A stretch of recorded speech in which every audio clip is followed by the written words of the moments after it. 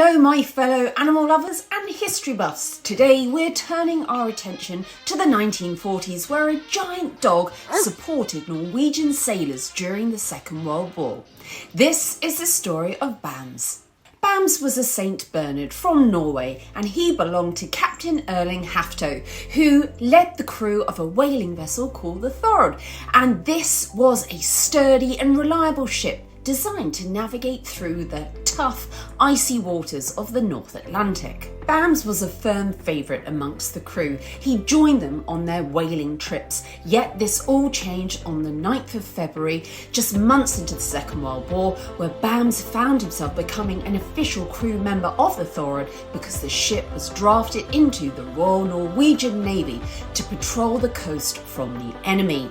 Within 2 months following Germany's invasion of Norway, the Thord and Bams were now being used to transport prisoners of war. Things were looking dire for much of Europe at this time, and by June 1940, Bams and the rest of the crew of the Thord were one of only 13 Norwegian naval vessels to escape to the UK following the fall of Norway to the Germans.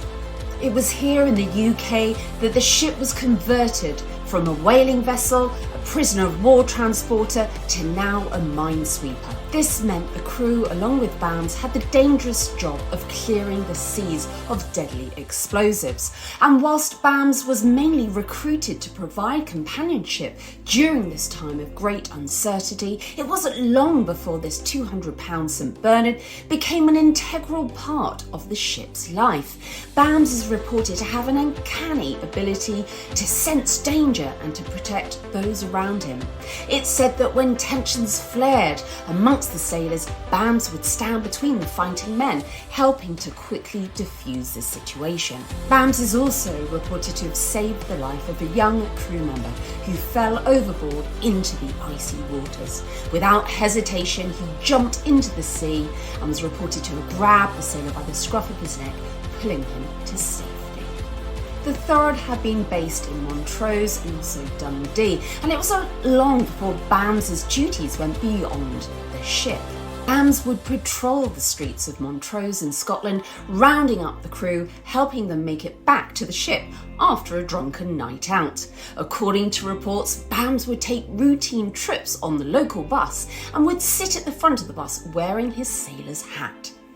It was this that quickly made Bams a much-loved figure about town, earning Bams his own bus pass, which was attached to his collar. One of the most memorable stories of Bams, and perhaps his finest hour, came during an enemy attack on the Thord.